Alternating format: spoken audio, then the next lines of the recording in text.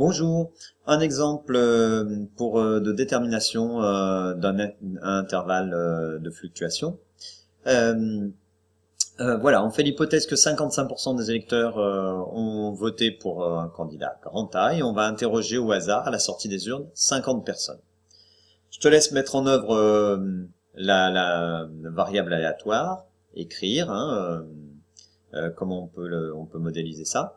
Puis, à l'aide d'un tableur ou de ta calculatrice, remplir les tableaux suivants.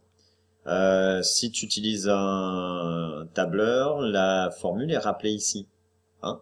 Et rappelle-toi, pour P de x égale K, on met 0 ici, ça signifie qu'on ne fait pas le cumul. Et si je veux P de x inférieur ou égal à K, on mettra 1.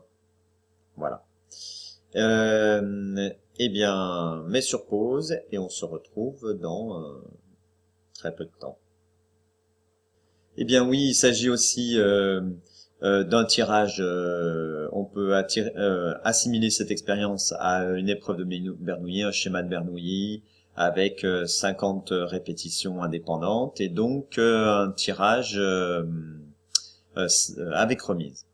Grand X à ce moment-là, c'est la variable aléatoire qui compte le nombre de personnes qui ont voté pour le candidat grand A, et je peux définir la loi de probabilité grand X comme une loi binomiale de paramètres 50 et 0,55 puisque c'est 55%.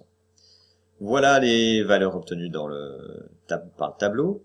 En dessous de 17, c'est inférieur à 10-3, c'est pas la peine je les ai pas représentés. Pareil, au-dessus de 38, supérieur à 38, c'est pas non plus la peine, puisque nous, on est à un seuil de 95%, donc on va enlever 2,5% de chaque côté.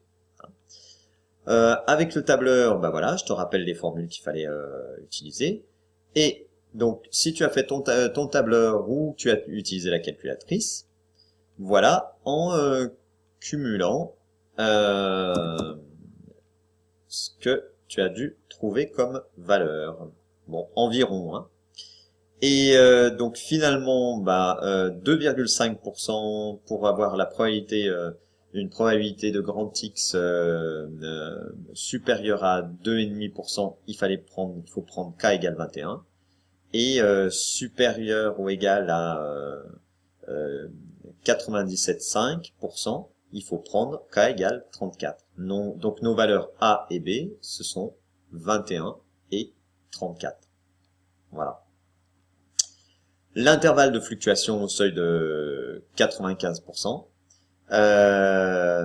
eh bien, ça sera donc 21 sur 50 et 34 sur 50, non pas sur 100, hein, puisque le nombre de répétitions c'est 50, et ça sera 42%, 68%. Reste à savoir après comment l'échantillon qu'on va avoir, on ne le connaît pas encore, hein, mais si l'échantillon qu'on va avoir, la fréquence de l'échantillon pardon qu'on va avoir sera dans cet intervalle ou pas, pour valider ou non l'hypothèse. Alors voilà, si on sous Excel on fait représenter la loi en diagramme à barre, on observe bien ici les 2,5%. Alors j'ai enlevé la partie de 0 à 17, hein, et puis là la partie de 38 à 50. Donc nos 2,5% sont ici, de chaque côté, et ici on a bien notre intervalle de fluctuation avec les 95%, hein, probabilité au moins égale à 95%. Voilà. Bon, tu vois, c'est pas très compliqué. Il suffit de quand même bien s'entraîner avec la calculatrice ou le tableur et repérer les valeurs. Allez, à bientôt pour la conclusion maintenant, la prise de décision. Hein, quand est-ce mais on en a déjà suffisamment parlé, donc ça va être assez clair pour toi, j'imagine. À bientôt, ciao.